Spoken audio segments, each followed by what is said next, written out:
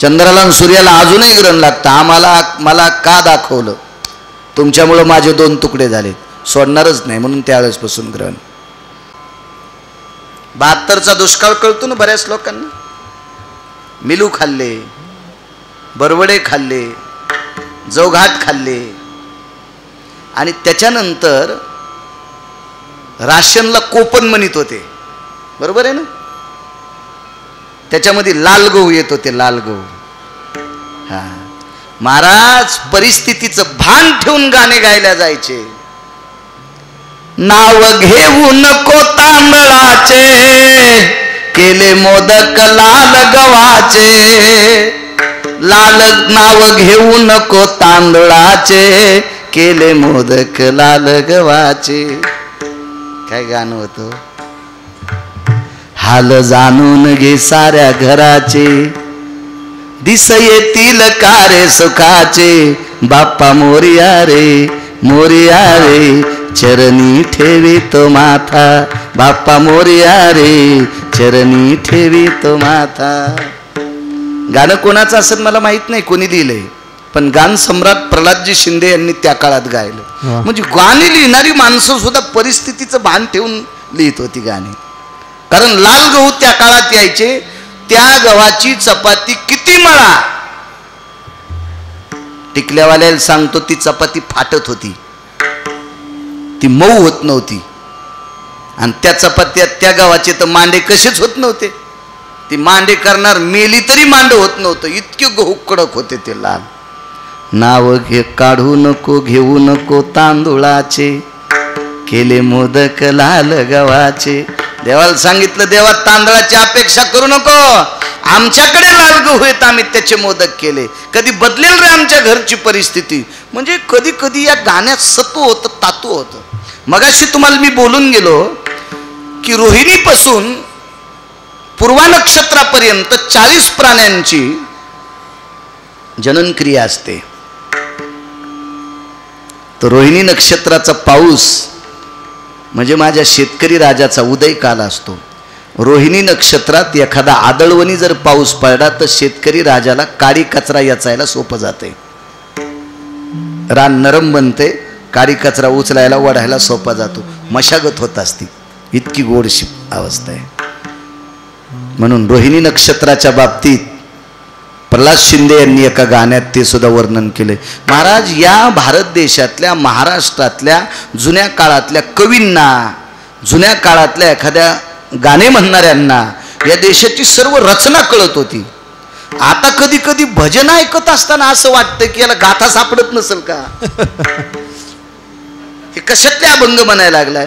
म्हणजे जुन्या काळातले कवी इतके शुद्ध होते, जुन्या काळातले गायन म्हणणारे इतकी शुद्ध होती. महाराज, एक कविता होती, हे जे मृगाचा पाऊस आहे का, मृगाचा पाऊस, त्या कवितेचं कडवं तुम्हाला एका दिवशी सांगेल. हरिदास शेठ, मृगातला पाऊस म्हणजे आईचं दूध लेकराला जितकं प्रिय आहे तितकं मृगातलं पाणी जमिनीला प्रिय आहे. नाही का कवीनं वर्णन करावं पंडित भाऊ, तर कवीनं वर्णन करावं. काय काय काय शुद्धता होती लोकांकडं, किती विद्वत्ता होती. मला असं वाटतं ह्या जुन्या पवित्र कवींकडं, जुने गाणे लिहिणाऱ्यांकडे बघून निदान वारकरी संप्रदायातल्या सात्विक लोकांनी गाण्याचा अभ्यास घेऊ नये. भजन म्हणत असताना शुद्ध गाथा, संतांचा गाथा आहे, हे गाथ्यातल्या गवळणी, गाथ्यातली अभंग म्हणायची. आपण काही म्हणतो, राधा रंगानं दिसते छान, तिच्या येणीला गोंडे 2, आणि खालचे पैसे सोडित आहेत असं म्हणणारा तमासगीर आहे. आणि हे तमाशातले श्रोते आहेत. चुकी, आपल्याला ज्ञानोबर आहे, तुकोबर आहे मान्यता देणार नाहीत. काय कविता होत्या. चला,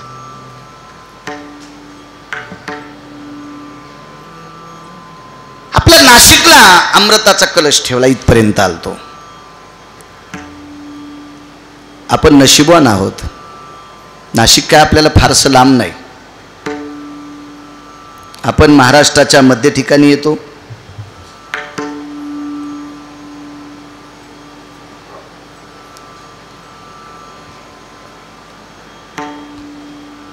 आपण पवित्र गोदामातेच्या वक्षस्थळाच्या स्थानी आहेत.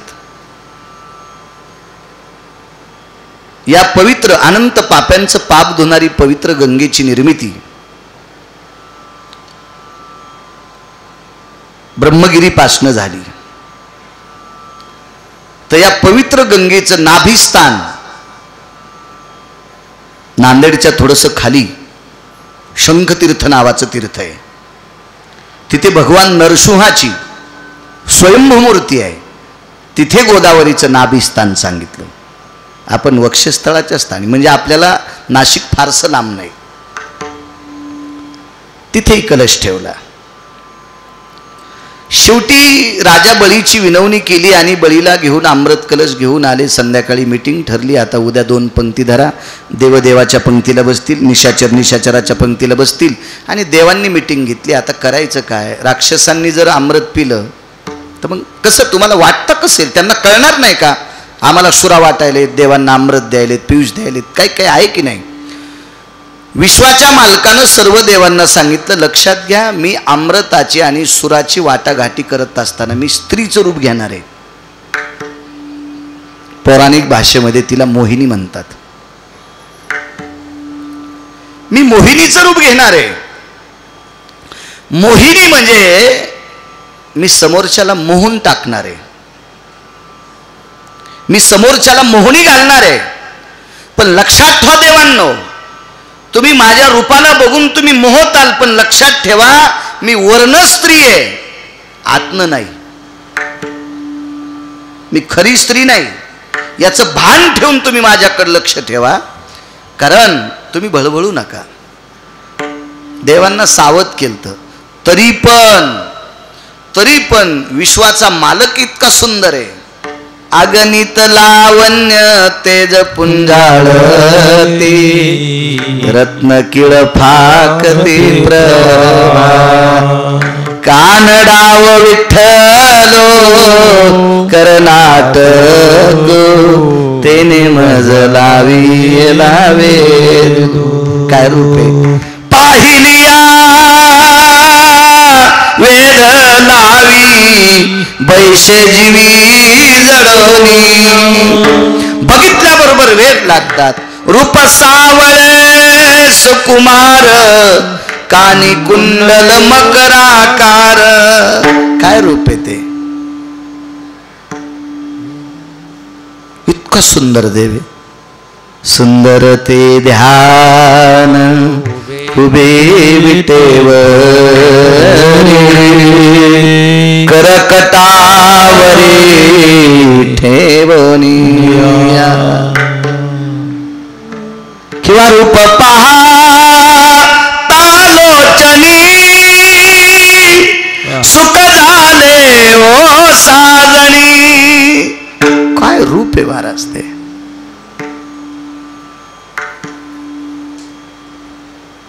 इतका सुंदर जगाचा बाप आहे. बालपणापासून वर्णन, गोकुळात फारसं वर्णन. माझे आछडे बछडे,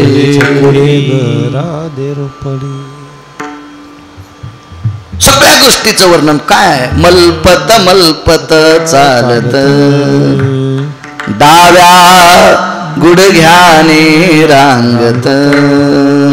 काय रूप त्या देवाचं. एवढा मोठा सुंदर जगाचा बाप ज्या वेळेला स्त्रीचं रूप धारण करतो त्यावेळेला हरिदास शेठ किती सुंदर दिसत असेल. सर्जेराव दादा किती सुंदर दिसत असेल तो देव. काही देवता सुद्धा बळबळल्या. वालखिल्ल्याची निर्मिती तिथं झाली. सावध केलं देवानं, सावधान. आणि राक्षसांना माहित नाही ना. यांची मीटिंग झाली, यांच्या समजावून सांगितलं होतं मी खोटी बाई आहे, खरी बाई नाही. राक्षसांना माहित नव्हतं. प्रत्येक राक्षस मोहिनीकडे धावत होता. पण विश्वाचा मालक देव चतुर, देव चतुर जाणून अंतर. चतुर आहे देव. चतुरा तू शिरोमणी, गुण लावण्याची खाणी. मुकुट सकळा मनी, धन्य तुझी विठोबा. देवासारखा चतुर कोण आहे? विश्वाच्या मालकानं काय चातुर्य केलं? प्रत्येक राक्षसाच्या मांडीवर बसली मोहिनी, पण दुसऱ्या राक्षसाच्या मांडीवरची भाऊ दिसत नव्हती. सोनूने बुवा दुसऱ्याच्या मांडीवरली दिसत नव्हती. पण त्या राक्षसाला इतका गर्व झाला, या प्रसन्न स्त्रीने मला मानलंय. आणि माणसं ज्या वेळेला गर्वाच्या आतिताईपणाच्या कहरात जातात का, त्यावेळेला आपण काय खातो हे विसरून जाते.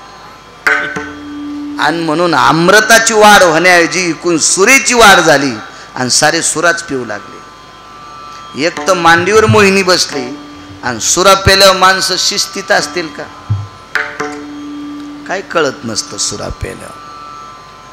बघू 14 तारखेला सांगून तुम्हाला. बेशिस्त झाली सगळी. पण या राक्षसामध्ये 2 जरा आती चालू होते. एकच आती चालू त्याचं नाव होतं राहू. आती चालू होता तो, हुशार होता, चंट होता तो. आणि तो पंक्तीला देवाच्या बसला. देवाच्या पंक्तीत आशाप देवापेशी बसला. एकीकडे चंद्र आणि एकीकडे सूर्य आणि मध्यभागी जेवायला बसला. निशापती दिनपती तयाचे ओ संगती. निशापती म्हणजे रात्रीचा चंद्र आणि दिनपती म्हणजे सूर्य, यांच्या संगतीला, यांच्या पंगतीला तो जेवायला बसला. आणि देव बसले म्हणजे मांड्या घालून बसले. राक्षस एक मांडी घातली, एक लांबिली, काय मेळच नाही ना त्याला. कोणी 2 पायावरच बसले, मोहिनी इथंच घेतली, काही न मोहिनी खांद्यावर घेतली, काही न मोहिनी डोक्यावर घेतली. म्हातारा हाकलून दिले मोहिनीमुळं. मी मोहिनी सांगायलो, तुम्ही का मग हसायला लागले? तुम्ही मोहिनीतले पोटकिडे आहेत, त्याच्यामुळे यायला कळतं ना सगळं.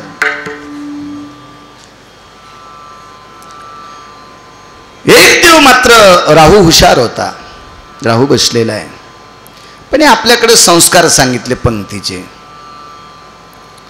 आता द्या मोठ्या पंगती, त्याच्यात तिकडं बसतो आपण, द्या सोडून. पण आज सुद्धा वारकरी संप्रदायातले निष्ठावंत लोक शर्ट घालून जेवायला बसत नाहीत.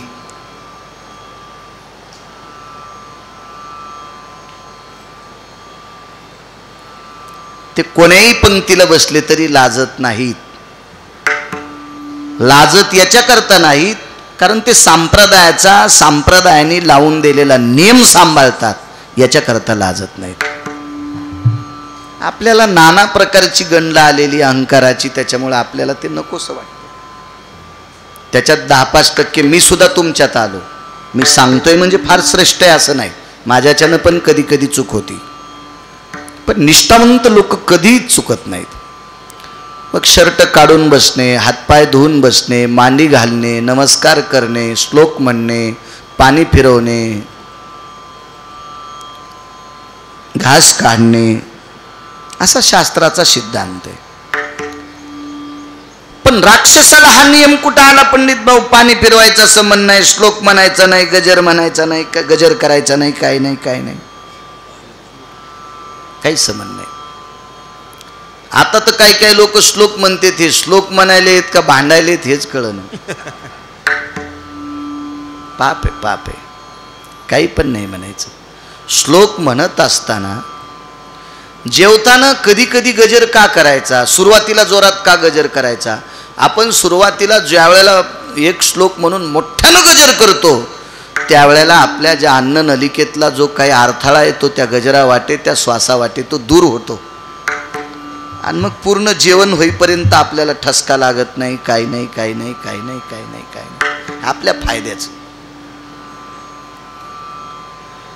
आणि पुराणाचा जर विषय घेतला, वारकरी संप्रदायाचा दंडक घेतला, तर देवाच्या नावाचा गजर करत असताना, देवाचं नाव घेताना, हे देवा, अग्नीमध्ये टाकलेली प्रत्येक वस्तू अग्नीच्या मुखानं देव जेवत असतात. आणि आपल्या पोटात सुद्धा एक 14 अग्नीपैकी एक अग्नी आहे, त्या अग्नीला जठराग्नी म्हणतात. एक जण म्हणला, महाराज पोटात अग्नी असल्यावर माणूस जळण न. ऐका, तुम्ही पाणी तपवल्यावर, चुलीवर गॅसवर पाणी ठेवल्यावर, पाणी तापल्यावर वाफा येतात का तापायच्या आधी येतात? तापल्यावर. मग हिवाळ्याच्या दिवसात माणसं एकमेकाला बोलताना आपल्या तोंडातून वाफा येतात ना, मग मधात काही आहे का नाही? तर गॅस आहे, स्टो शेगडी आहे, नाही, जठराग्नी आहे. म्हणून हा जठराग्नी आपण खाल्लेलं पचवतो. मग त्याच्यात टाकलेलं देवाचं नाव घेऊन वदनी कवळ घेता नाम घ्यासी हरीचे, सहज हवन होता नाम घेता पुकारचे. वदनी कवळ घेता नामस्मरण घ्यायचं. कृष्णार्पणमस्तु. सहज सहज यज्ञ होतो, सहज सहज यज्ञ होतो.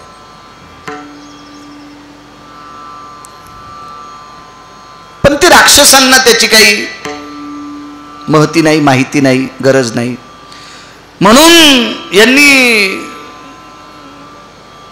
देवाचं चिंतन करायला सुरुवात केली आणि राहूने द्रोण उचलला आणि तोंडाला लावला. चंद्र सूर्याच्या लक्षात आलं हे आपल्यातलं नाही. रूपात देवाच्या बसलं, मोठं चांगल्या प्रतीचं पट्टीचं धोत्र नेसलं असेल, काष्टा घातला असेल, तात्पुरतं जानवं घातला असेल, कोणाच्या आवताचं तुटलेलं येठण असेल, त्याचं जानवं घातलं असेल, केले असतील त्यानं देवपणाची नाटकं. पण ते देव नव्हतं. आणि तोंडाला द्रोण लावणार तेवढ्या अवकाशात सांगितलं प्रभू. पण तोपर्यंत अमृत तोंडात गेलं तारीदशेत. आणि मग प्रभूनं सुदर्शन सोडून 2 तुकडे केले. एकाचे 2 झाले, राहू अधिक केतू.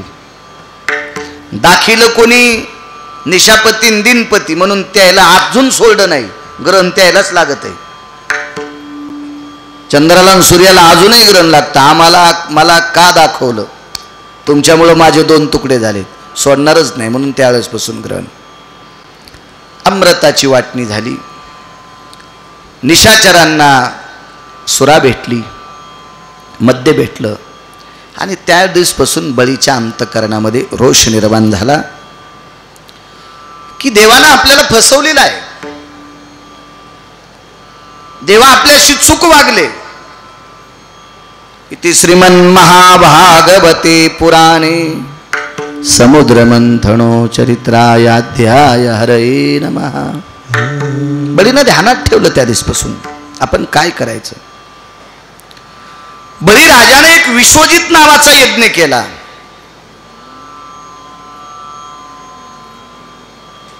देवाच्या अंतःकरणात होतं, बळी इथं ठेवता कामा नये. कारण बळी हा विश्वजित यज्ञ करून समाजाला निष्क्रिय करत होता. मी काल बोलून गेलो, तरुणांनी काम केलं पाहिजे, आपल्या वाट्याला जे काम असेल ते काम केलं पाहिजे. माझ्या माईंनो, मरेपर्यंत हात चलते तोपर्यंत मथारपणी पण रिकाम बसलं नाही पाहिजे. देवानं आपल्याकडे 1000 कोटी रुपये दिले तरी रिकाम बसलं नाही पाहिजे. मला सांगा, झोपल्यानं जर आयुष्य वाढलं असतं तर अजगराची संख्या जास्त झाली असती. माझ्या लहानपणी 80 85 वर्षाची माणसं जरी शेतात काम नाही करता आलं तर मुंगशाच्या दोऱ्यावळीत कासरे तयार करीत, जोते तयार करीत, वेठण घरी वळीत, सगळी काही लवटाची दोरी तयार करीत, झोका बांधायचा नाताला पाळण्याला त्याची दोरी तयार करीत, म्हणजे रिकामं बसत नव्हते.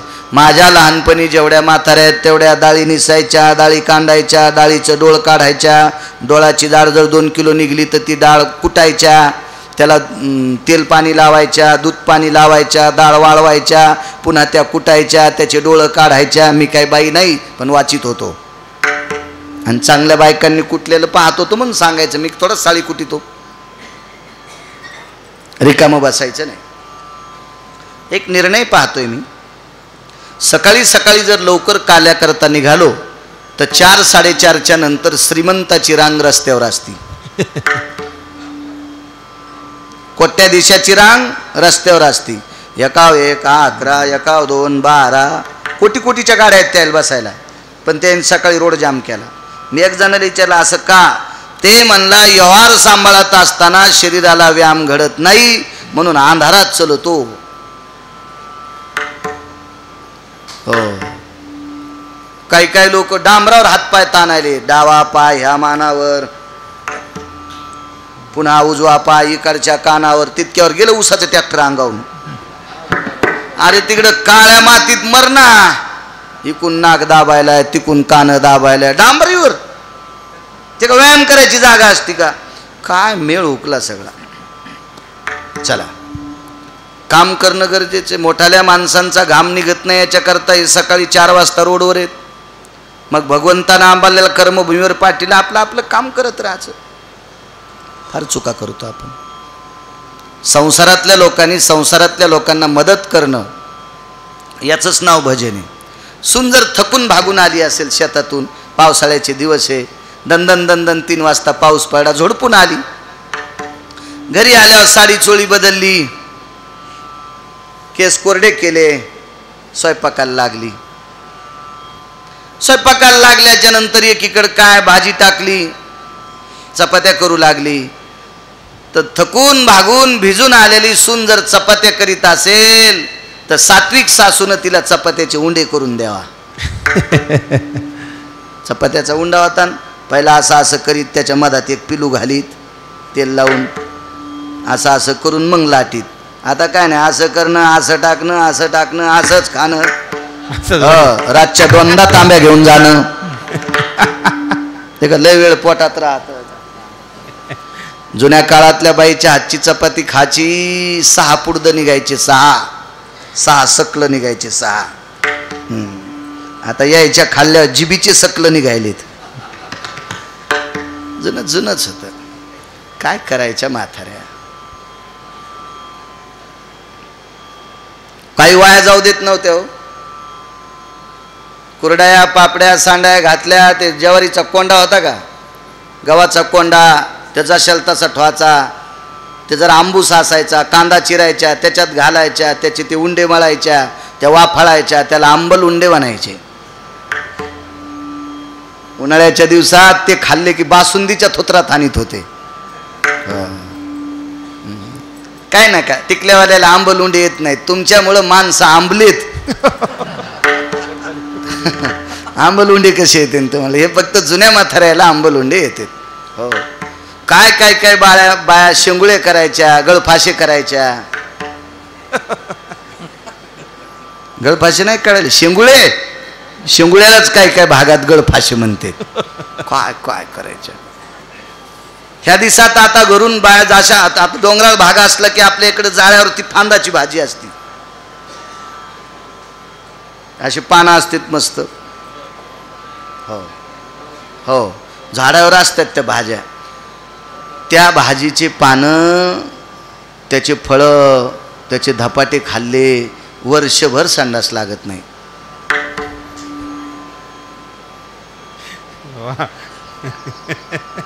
काय सूत्र होतो, किती सूत्र. हिरवेगार फळं असायचे त्याचे. ते शिजवायचं, त्याच्यात ज्वारीचं पीठ, जरसं गव्हाचं पीठ, जरसं कठाणाचं पीठ, लाखाचं पीठ टाकून मग त्याचे असे वळेव फळं करायचे. वळेव. काय शिस्तता, काय सात्विकता, काय आहाराची मजा होती. आता 100 नमुन्याचे पापड, 100 नमुन्याचे. जुन्या काळातल्या बायका काय मुगाची डाळ सडायच्या, उडदाची डाळ सडायच्या, काय त्याचे पापड तोंडात टाकल्यावर इगरायचे. आता तोंड इगरायले पण पापड इगरण.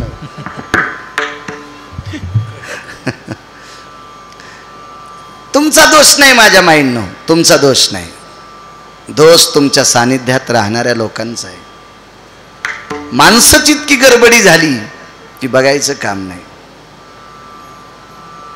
मी एकदा इकडं खानदेशमध्ये गेलो, आम्हाला गडबड होती. त्या बाईनं सांगितलं, महाराज तुम्हाला शुगर वगैरे काही आहे का? म्हणलं मला काय नाही.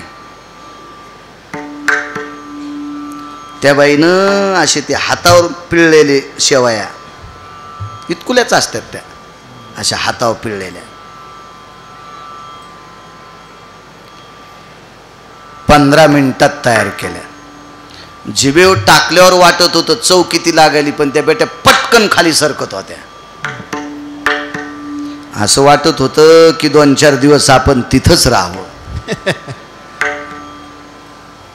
हाताव पाटी मांडायच्या, पाटीवर असं त्या शेवया करायच्या पाटीवर. काय कष्ट होते हो मावलं या महाराजजी. पाटीवर शेवया, पाटीवर शेवया, शिस्तता या महाराज. राजा राम राम राम सीता राम राम राम, राम राम राम सीता राम राम राम, राजा राम राम राम सीता राम राम राम, राजा राम राम राम सीता राम राम राम, राजा राम राम राम सीता राम राम, राजा राम. गोपाल कृष्ण भगवान की जय. आदरणीय ज्यांच्या मुखारविंदातून तुम्ही रात्री कीर्तन श्रवण केलं, या पवित्र अधिष्ठानावर त्यांचं अत्यंत गोडसं प्रेम आहे.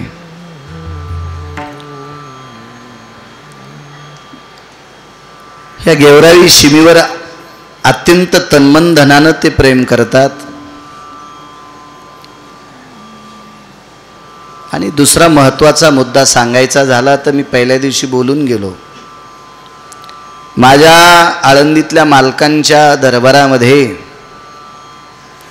माऊली महावैष्णव ज्ञानोबारायांच्या अधिष्ठानामध्ये दरबारामध्ये पवित्र इंद्रायणी मातेच्या तीरावर दिव्य असं सुंदरसं मंदिर उभारलं.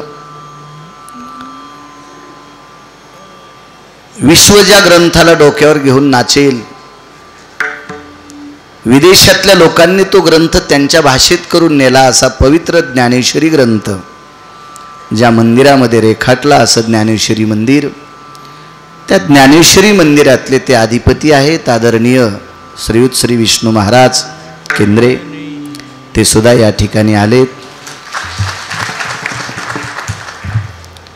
माऊली महावैष्णव ज्ञानोबारायाच्या कळसाला सुद्धा त्यांनी परवाला पावती फाडली. माझ्या ड्रायव्हरने मला दाखवलं. मोठं काम आहे, छानसं काम आहे. आणि वारीमध्ये सुद्धा प्रचंड गर्दी असते त्यांच्याकडं, खूपशी गर्दी असते.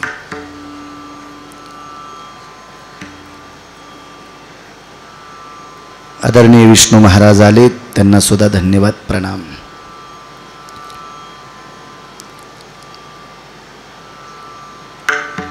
काय सांगत होतो? राग आला बळीला, राग आला. विश्वजित नावाचा यज्ञ केला राजा बळीने, पण बळीच्या या यज्ञानं समाज हा निष्क्रिय होत होता म्हणून देवाला थोडंसं दुःख वाटलं. बळी हे वाईट नव्हते, फक्त समाजाला निष्क्रिय करत होते. मी याच्यावर बोलत होतो, जोपर्यंत आपले हातपाय चालते तोपर्यंत माणसाने काम करत जावं. माझ्या लहानपणी जुन्या बायका कन्नाचा काच उजळायच्या. जास्त जर काळा पडला असेल तर चुलीतलं राखुंड घ्यायच्या, त्याला आतून लावायच्या, सुती कपड्यानं त्याला पुसून काढायच्या आणि जे काय वाट्याला काम येत असेल ते काम करायचे. पुरुष सुद्धा रिकामे बसत नव्हते. जुन्या काळातली माणसं शेतात काम जरी नाही करता आलं तर दिवसात एकदा सगळं आटपल्याच्या नंतर काठी टेकीत येढा करायला जायचे. आणि जाणकार माणूस शेतात गेल्याच्या नंतर त्याला शेतातलं पीक बोलत असतंय. त्याला कापूस बोलतोय, त्याला मका बोलती, त्याला उडीद बोलतंय, त्याला सोयाबीन बोलतंय, त्याला अद्रक बोलती. त्या मालकाला, जाणकार मालकाला ते सांगतंय पीक, मला आता कोळपणाची गरज आहे, मला आता खुरपणाची गरज आहे, मला आता पाण्याची गरज आहे, मला अशी गरज आहे. ते पीक त्याला बोलतंय जाणकार व्यक्तीला. आणि अशी माणसं शेतात येढ्याला गेले की संध्याकाळी गड्याला सांगायचं, अमक्या शेतात आज वखरं धरा, तिथं कोळपे धरा, तिथं फवारणी करा, तिथं खत घाला, त्याला पाणी द्या, ते कोपरा सुकतंय, तिथं मोड धरा. पूर्वीच्या काळात मोटारी नव्हत्या, असं सांगायची माणसं. जुनी माणसं सुद्धा रिकाम टेकडे गप्पा करत नव्हती, कुठेही बसत नव्हती.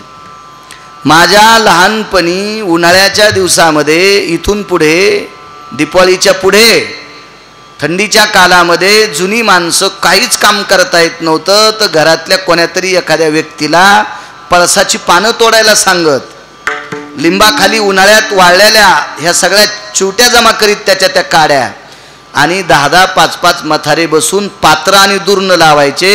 हरिदास सेठ 1,000 लोकायला पात्र आणि पडत नव्हतं.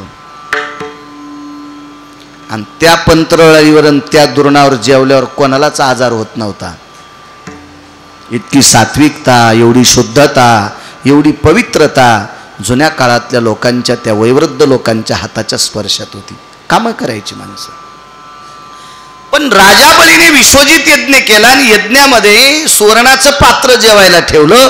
जेवणाऱ्यानं सोन्याच्या पात्रात विष्णुबुवा जेवायचं आणि ते पात्र जेवणाऱ्यानं घेऊन जायचं. समाज निष्क्रिय होऊ लागला. काल बोलून गेलो, जो माणूस आपल्या ठरलेल्या वेळेत देवानं कामाची वेळ दिली त्या वेळात जर पैसे कमवत नसेल तर तो भारत देशात राहण्याच्या लायकीचा नाही. अर्थ नावाचा पुरुषार्थ सांगितला. मी काल बोलून गेलो, विष्णू बाबा प्रपंचातल्या लोकांकडे पैसे संपले, तुमची गोष्ट सोडून द्या. तुमचं काय मागणं पुढं फुफुटा उड, आम्ही काय तुमच्या नादी लागू नये. मी कालही सांगितलं, हरिदास सेठ, सर्जेराव दादा, तारुआप्पा, पंडित भाऊ, आपल्याकडचे पैसे संपल्यावर आपल्या नात्यातले पाहुणे आपल्याला पत्रिका उशिरा देते. सहज भेटल्यावर मुद्दाम देतच नाहीत. आणि आपल्याकडे हे वाढलं की घरी येऊन यावर का आमच्या पोरीला आशीर्वाद द्या, हो द्या. याच्या आशीर्वादानं काय लगेच 11 पोरं होते का तुझ्या पोरीला. पण पैसा असला की धनवंता लागी सर्व मान्यता आहे जगी. पैसा असावा, संग्रहित वृत्ती असावा. ठीक आहे, एखादा महाराज तुम्हाला म्हणत असेल पैसे का बांधून न्यायचेत का, त्याचं नका ऐकू.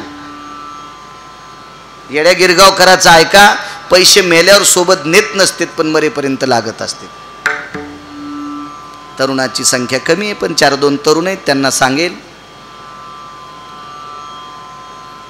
2 लाखाचा मोबाईल घेणाऱ्यापेक्षा ज्यानं 2 तोळ्याची अंगठी केली त्याची गिरगावकर पाठ थापतील.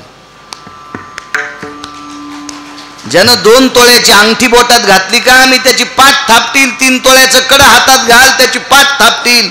5 लाखाचा मोबाईल घेतला तरी पाठ थापटिणार नाही. का? विष्णू बाबा सकाळी 10 वाजता घेतलेला मोबाईल 4 वाजता इक्रीस काढा. अजय किती पैसे येतील रे त्याचे?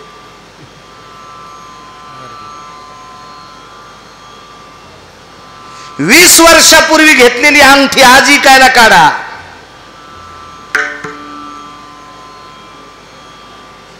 ₹1,00,000.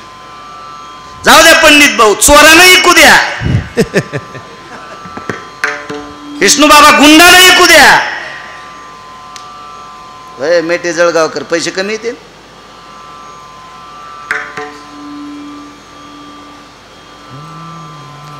आणि मोबाईल काढावर हरिदास शेट्टी करी सकाळी घेतला. तू इकायला त्या अर्थी याच्यात काहीतरी बिघाड आहे.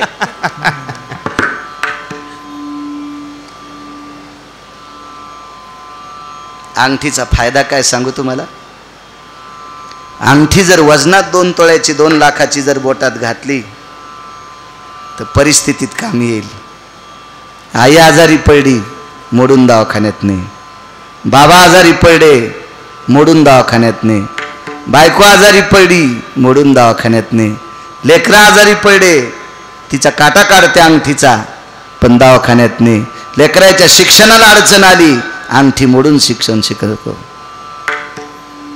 मोबाईल इकून शिक्षण करता येतं का? दवाखान्यामध्ये नातेवाईक ऍडमिट असावा आणि 5 लाखाचा मोबाईल असू द्या गिरगावकराकडे. गिरगावकरांना म्हणा हरिदास शेठ एवढा घ्या बरं. ते म्हणतील न गो 5 लाखाचा मी नाही वापरीत. पहिली गोष्ट 5 लाखाच्या मोबाईलला विष्णू बाबा गिराईकच सापडणार नाही. पण 10 लाखाचं कड घाला, गिराईक लागायचं नाही. सोन्या लागत पावला पावलाला दुकान तुम्हाला हजरच. मोबाईल घेण्यासाठी विकत घ्यायला तुम्हाला दुकानं सापडतील पण मोबाईल इकायसाठी दुकान सापडत नाही.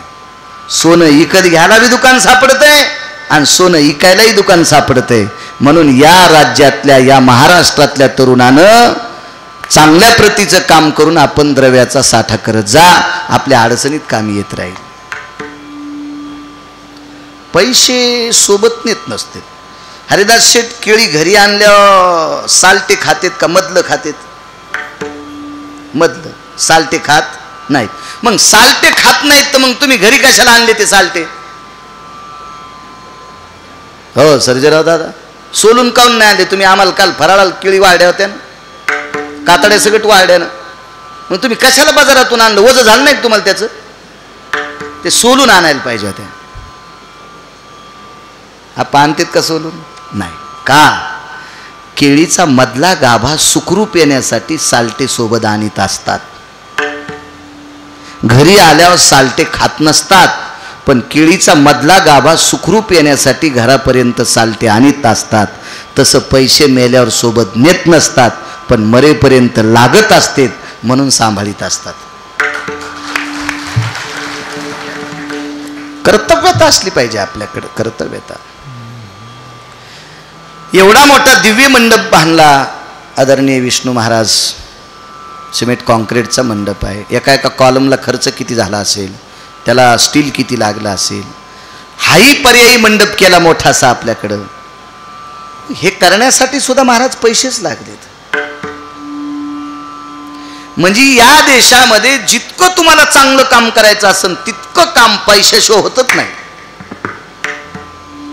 मग पंगत असेल, तीर्थयात्रा करायची असेल, काही एखाद्या ठिकाणी काही देणगी द्यायची असेल, त्यासाठी पैसे लागतील आणि ते तुम्ही कष्टानं कमवलेली पाहिजे. राजा बळीनं सुवर्णाचं ताट जर सर्वसामान्याला देत असेल तर ती माणसं काम करणार नाहीत. आणि या देशातली प्रजा निष्क्रिय करणारा राजा देशात नसावा म्हणून पाताळात घालायचं ठरविलं. वामनांच्या रूपामध्ये प्रभू आले. भगवंताच्या हातामध्ये पळसाचा दंड आहे, हातामध्ये छत्री आहे. तुम्हाला एक माहित आहे का? देवाच्या प्रत्येक अवतारात लक्ष्मी सोबत आहे. प्रत्येक अवतारात लक्ष्मी सोबत आहे, प्रत्येक अवतारात.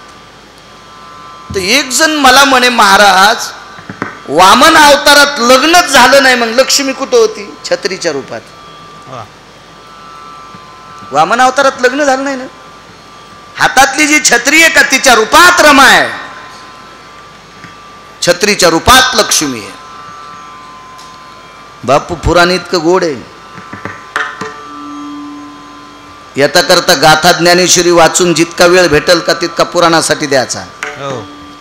आणि पुराण वाचिल्याच्या नंतर कोण नाव ठेवणार आहे? माझे तुकोबाराय मान्यता देतात, पाहावे पुराण विचारून. लक्ष्मी सोबत आहे प्रत्येक. छत्री हातामध्ये, दर्भाची चटई आहे काखेमध्ये, कमलंडू आहे आणि हातामध्ये पळसाचा दंड आहे. तुमच्याकडे आणतात की नाही काय माहित, पण आमच्याकडे पोळ्याच्या दिवशी आणतात ना. त्या जोआच्या दोन्ही ज्याच्यात शिवळा घालतो का त्याच्यात 5 पानाचा डाखळा, नसला तर कोणताही घालायचा, आणि त्याच्या खालच्या देठाला इकून द्वारा तिकडं तिकून द्वारा इकडं बांधायचा. पोळ्याच्या दिवशी चिखलाची बैल करायची पद्धत आहे. म्हणजे त्या अमावस्याच्या दिवशी केलेल्या बैला चिखलामध्ये एवढं सत्व असतंय, तो बैल पूजा करायची, तो करीच्या दिवशी तसाच ठेवायचा. करीच्या दुसऱ्या दिवशी ते बैल उचलायचे, कोणाड्यात देवळीत ठेवून द्यायचे. ते आपण मग त्या वाळतात. पुढे चालून दुसऱ्या पेरणीला मोठी ज्वारी पेरत असतात आणि आधा कदा बैल सुटून पोटऱ्याच्या आधी जर ज्वारीचे ताटं खाल्ले तर बैलाला किरळ लागत असते. किरळ नावाचा एक आजार आहे आणि ती किरळ जर तिसऱ्या टप्प्यात गेली तर बैल घरी यायच्या अगोदर मरतो. मग या किरळीमधून जर बैल दुरुस्त करायचा असेल तर पोळ्याच्या अमावस्याच्या दिवशी केलेला बैल तो पाण्यात टाकायचा, तो विरळून जातो, तो चाळून घ्यायचा आणि त्या चिखलाचं बैलाचं केलेलं पाणी ह्या जिवंत बैलाला पाजलं की त्याची किरळ संपत असते. महाराज माणसं शिकलेली कमी होती हरिदास शेठ, पण बुद्ध्यांकाचं शिखर हिमालयाच्या उंचीला लाजवील इतकं शिखर माझ्या महाराष्ट्रातल्या पवित्र लोकांच्या डोक्यातली विद्वत्ता होती. एवढं डोकं होतं, एवढी विद्वत्ता होती. एक जणाने विचारलं, जिवंत बैल असल्यावर चिखलाचे कशाला कर? अरे सोंबळ्या, तुला अकलीचे कांदे आहेत का? याच्यासाठी करीत असते. जुन्या लोकांचे वाभाडे काढू नका, ती लोकच होती.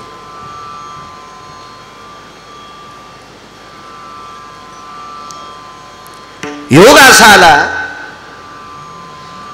पळसाचा दंड हातात विष्णुबुवा याच्याकरता घेतला. पितृदोष लागला होता देवांना. तो कधी लागला पुन्हा कधी सांगेल, वेळ संपत आलाय. आणि तो पितृदोष लागल्याच्या नंतर तो पितृदोष काढण्यासाठी पळसाचा दंड हातात घेतला. त्याच्या पाठीमागं मोठं शास्त्र आहे. त्या दिवशीचं लाकूड घरात अडकून ठेवायचं. पुढे महाल येत असतो पितृ पंधरवाडा, त्याच्यातलं एक ईदभर लाकूड काढायचं, तासून घ्यायचं. सुतारदादाकडे न्यायचं, नसेल तर आपणच कुऱ्हाडीनं यानं तासायचं. आणि आपले आजोबा गेले असतील, कोणाचे वडील गेले असतील, ज्या दिवशी पक्ष असेल त्या दिवशी पाटावर त्या व्यक्तीला ठेवायचं आणि त्याच्या पायाच्या बोटाखाली ती चिवटी ठेवायची. पाय धुवायचे, पितृदोष शमन होत असतो पळसाच्या लाकडाला. शमीमध्ये सुद्धा, संहितेमध्ये सुद्धा पळसाची वर्णी आली. आपल्याकडे देवीचा यज्ञ असेल, गणपती याग असेल, शक्ती याग असेल, विष्णू याग असेल, रुद्र स्वाकार याग असेल, प्रत्येक यज्ञामध्ये वास्तुशांतीचे यज्ञ असेल, लेकराच्या शांतीचा यज्ञ असेल, त्याच्यामध्ये पळसाच्या लाकडाला अनन्यसाधारण महत्त्व आहे. एरवी पळसाचं लाकूड इमारतीच्या कामी येत नाही. एरवी पळसाचं लाकूड काठी करायच्या सुद्धा कामी नाही. एरवी पळसाचं लाकूड दांडी, जानूळं, फावंड करायच्या कामी नाही. पळसाचं लाकूड कधी कधी जानूळं जर हालत असेल ना, जानूळं, विष्णुबा तुम्ही काय ऐकू नका, तुमच्या काय कामाचं नाही, तुम्ही लय पुढची माणसं आहेत. हे आमच्या कामाचं आहे, गबाळ्या लोकायच्या. जानूळं जर हालत असेल नाही तर दांडी हालत असेल ना आवताची, तर आऊत बंद करून ते आऊत सुतारदादाच्या न्यावं लागायचं. मग ते दांडीची मागची खुटी काढून दांडी काढायची, दांडी तासायची, लांबलेली मागची कापून काढायची, मग आऊत हालत नव्हतं. पण तितका वेळ जाऊस तर आपलं आऊत हाणायचं काम संपायलं. शेतातच दांडी काढायची आणि पळसाची साल काढायची आणि दांडी आणि साल दोन्ही एकत्र ठोकायचं. पळसाची साल अत्यंत ओलसर असती, त्या ओलसर पाण्यानं ती दांडी फुगल्या जाती. संध्याकाळपर्यंत आवताची दांडी कचकच करीतच नाही. नीट आऊत चलतं, नीट नीट नीट. कोण कुठं कामी येईल काय सांगता येत नाही. म्हणून माझ्या विटेवरच्या मालकानं निर्माण केलेल्या सृष्टीवरचा प्रत्येक जीवदशेतला व्यक्ती आपल्या फायद्याचा आहे. फायद्याचा आहे, फायद्याचा आहे आपल्या. अहो, आपण धोत्र्याला विषारी म्हणतो. करा करा करा करा करा करा करा करा शेळ्या धोत्रा खात्यात, धोत्र्याचे फळं पण खात्यात. हरिदास शेठ, या फळातल्या ब्या जर माणसानं खाल्ल्या तर 2.5 तासात माणूस आऊट. विष्णूबाबा या धोत्र्याचे फळं बंद्या शेळ्या खात्यात, पण या शेळीचं दूध ऊन लागल्याच्या नंतर कानात 4 थेंब टाकले तर त्याचं ऊन निघून जाते. सन सन सन सन वाफा निघत्यात आणि त्याचं ऊन लागलेलं शांत होते. त्या शेळीचं दूध तळपायाला लावा, तळ हाताला लावा. कारण शेळी पवित्र नाही, शेळीनं खाल्लेला आहार पवित्र आहे. मग शेळीचं दूध औषधी आहे पण पवित्र नाही. औषधीयुक्त आहे शेळीचं दूध पण पवित्र नाही. मग धोत्र्याला तरी अपवित्र का म्हणता? भगवान शिवजीला धोत्र्याचं फुल आवडलं. या प्रत्येक गोष्टी आपल्या शेतात आता हलक्या जमिनीवर आघाडाला बेजार करतो, कॅनाला बेजार करतो. त्या कॅनल रघुमामा इचक्या गवत म्हणले, ते म्हणले इचका लय झालाय तुमच्या रानात. हळदीचा आमचा काही पट्टादार साहेब कोणी त्याच्यात इचका झाला. मला कळत नाही इचका कशाला म्हणले. ते म्हणले किती इचकू दे हातालाच येत नाही. म्हणलं त्याला केना म्हणतात रघुमामा. ते म्हणले मला नाही माहित, आमच्याकडे याला इचकाच म्हणते. त्या केण्याच्या गाठी, त्या आघाड्याच्या गाठी महाराज भगवान गणेशानं स्वीकारल्या. मध आणि केना आणि आघाड्याचा द्रव एकत्रित केला आणि त्या चिमुकल्या बालकाला दर्भाच्या काडीनं जर जिभेला चाटायला लावलं तर त्याचा बुद्ध्यांक वाढतंय. हाच मध, हाच केना, हाच आघाडा, याचा द्रवतिनीचा एकत्रित करायचा, अर्घ नावाची काडी घ्यायची दर्भाची, अर्घ चुकून बोलू, दर्भाची काडी घ्यायची आणि पाळलेल्या पोपटाच्या जिभेला 6 महिने त्याचा प्रयोग करायचा. पोपटानं जर नाही रामराम घातला तर मी भागवतच करणार नाही.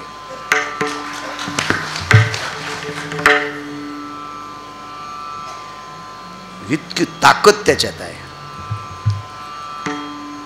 इतकी शुद्धता, इतकी शुद्धता, इतकी शुद्धता. या विश्वाच्या मालकानं निर्माण केलेली सृष्टी. चला असं द्या, काय सांगत होतो, काम करत जावा, 2 पैसे उशाला असावा, अडचण येत नाही. शेठजी लाचारी सहन करायची वेळ येत नाही, म्हणून काम केलं पाहिजे माणसानं. लोकांना वाटतंय आपण श्रीमंत झाल्यावर काम कसं करावं. मंत्र यायचा ना आपला हिसाब लागतो का? तुम्हाला एकूण एकाची शपथ आहे, राहिली सायली मग ही तुम्हाला शपथ आहे. आपला मंत्र यायचा हिसाब कोणी कोण लागन. मी कधी म्हणत असतो माझ्याकडे लय पैसे आहेत, मी ते वजनात बोलत असतो, पुढच्यानं आपल्याला येड्यात काढून म्हणून. काय ते का द्याला का घ्यायला आहे का नाही, हा म्हणायचं मस्त आहे. कुटके खाल्ले तरी म्हणायचं गावरान तुपात पोळ्या खाल्ल्या, खाऊ ना, बेकार सोटपणा वापरायचा. हा मस्त, वाटीभर तुपन पोळ्या खाल्ल्या, कशाला म्हणायचं त्याला आपलं काऊन दाखवायचं. ते पुन्हा म्हणीन याचं वाजलंय, त्याच्यामुळं म्हणायचंच नाही आपल्याकडे पैसे. मीच म्हणत असतो माझ्या जो हाऊत भरलेला आहे, डिझेलला का नसन, कोणी उधार पाधार टाकीत ना, सध्या पत आहे ना आपली, कोणाला म्हणायचं टाका. आता फोन पेला कोण टाकीन, पण आपल्याकडे भारीचा मोबाईल नाही.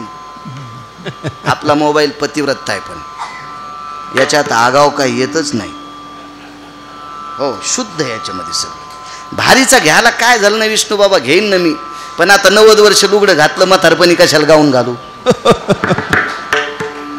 त्याच्यामुळे आता आपल्याला लुगड्यावरच मरायचं, गाऊन नाही घालायचं. जाऊ दे, याच्यावर तुमच्याकडचे राहू दे,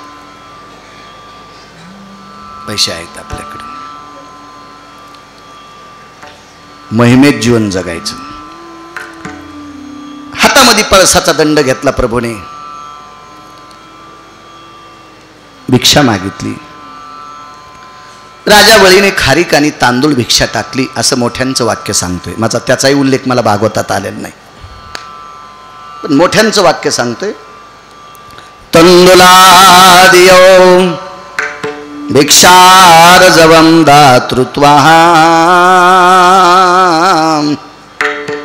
तांदूळ टाकले, खारीक टाकली, भगवंताला वामन प्रभूंची पूजा केली आणि काहीतरी मागायला लावलं. सर्वांना ज्ञात आहे, त्रिपाद भूमी मागितली, पृथ्वी आठविली, ब्रह्मांड आठविलं, दुसरा तिसरा कुठं ठेवू.